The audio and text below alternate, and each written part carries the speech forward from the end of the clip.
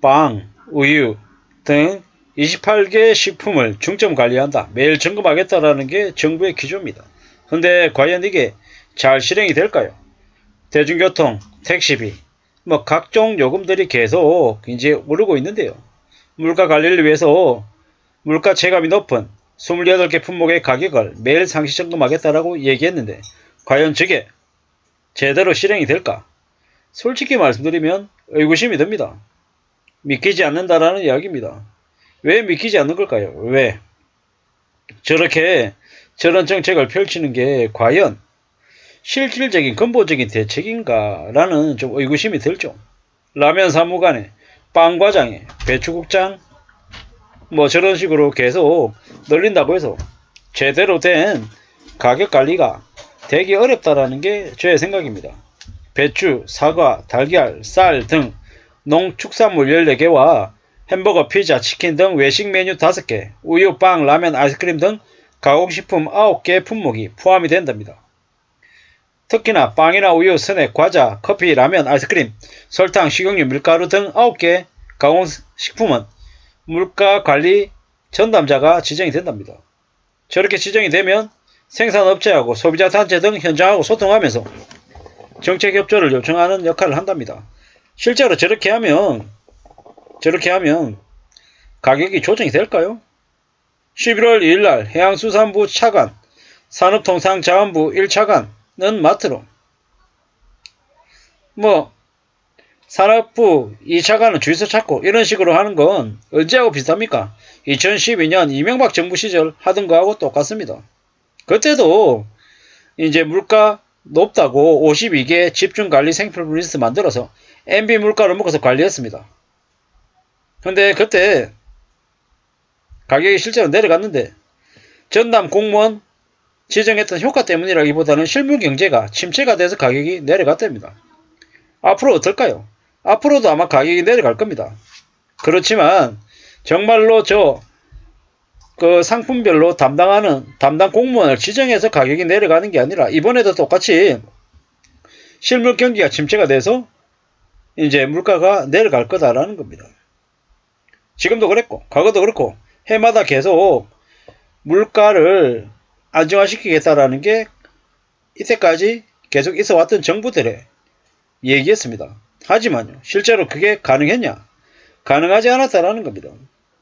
두더지 잡는 것처럼 옳은 품목 찾아서 때리면 그냥 단속하는 정도 수준이 되는 거지 지속적으로 계속 유지가 안 된다라는 거죠.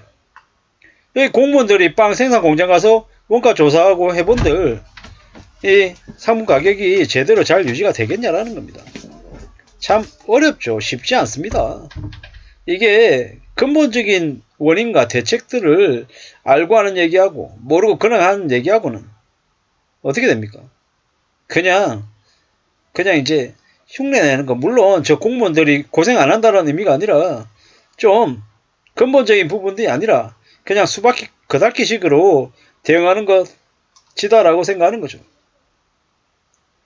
이래저래 참 쉽지 않은 얘기입니다.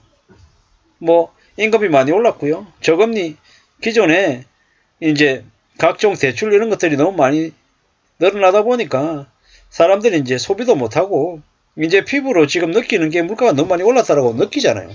저렇게 느끼면요 어떻게 되냐? 사람들이 안 삽니다. 못 사기도 하고요.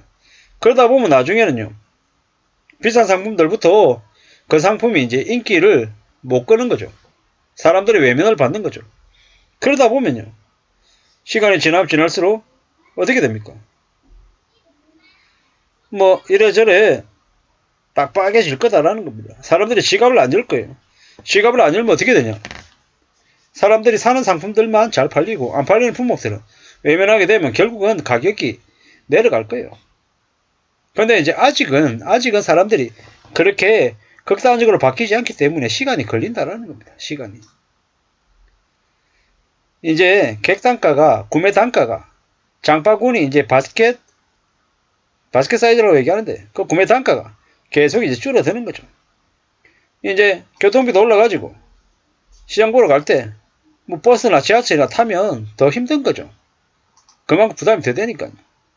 앞으로 물가는 계속 더 올라갈 거다 당분간. 우크라이나 러시아 전쟁과 이스라엘 전쟁이 끝나기 전까지는 물가가 쉽사리 잡히지 않을 것 같다라는 게 제 생각입니다.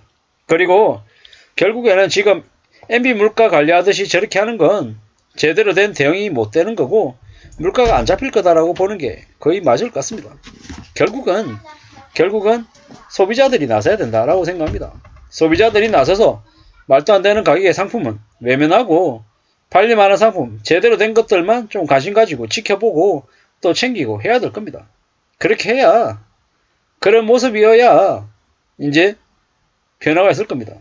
그냥 내버려 두면 물가 영원히 치솟아서 답이 없을 거다라는 겁니다. 앞으로 사는 사람들이 점점 빡빡하고 더 힘들어지기 때문에 지갑이 여는 게 더 힘들어질 거예요. 그럼 어떻게 된다? 더 어려워진다. 답이 없다. 결국은 그런 분위기들이 계속될 것이고 사람들은 안 사고 안 먹고 이용 안 하고 그럴 거다라고 봐야 됩니다. 지금 사람들이 눈에 띄게 물가가 부담스럽다라고 얘기하죠. 이게 계속되면요. 이제 지갑을 대놓고 닫겠죠. 답이 없을 거다라고 보면 맞습니다. 이런 생각 저런 생각 많이 들죠. 부지런히 착실하게 잘 지내야 될 것 같습니다. 사는 게 얼마나 힘든데 쉽게 만만하게 별거 아닌 것처럼 다 잘 살 수 있다. 이렇게 얘기하면 큰일 나더라는 겁니다. 정말로 무서운 시대에 우리는 살고 있습니다. 경제가 폭망하는 거. 그게 이제 점점 현실로 다가오고 있다는 겁니다. 1997년 IMF가 다시 이제 오고 있죠. 지금 역대 최고다. 언론 뉴스에서도 제2의 IMF다라는 얘기를 서슴없이 하고 있는 게 지금입니다. 얼마나 무서운 얘기입니까? 얼마나 두려운 얘기입니까? 그런데 별거 아닌 것처럼 이야기하는 사람들이 있습니다. 여전히 집값이 오른다고 얘기하고 또 주식이 올라갈 거다라고 말하고 있습니다. 정신 나간 놈들이죠. 미친 놈들입니다. 앞으로 그런 말에 놀아나면 인생이 한번 무너지기 시작하면 영원히 복구가 안 될 겁니다. 그게 앞으로 생각하고 두고 보고 따져보고 해야 될 사항들입니다. 얼마나 무서운지 두려운 마음을 가지고 봐야 된다는 겁니다. 지켜봐야 된다는 거죠. 그러지 않으면 더더욱더 답이 없을 것 같습니다. 무서운 상황을 우리는 겪는데 잊지 말아야 된다는 겁니다. 명심하고 또 명심하면서 지내야 되겠습니다. 그래야 이 힘들고 어려운 현실을 극복하고 견디고 살아낼 수 있을 것 같습니다. 가족을 지키고 자기 자신의 삶을 지키기 위해서 더욱더 성실하고 검소하게 착실하게 살아가야 될 것 같습니다. 이상입니다.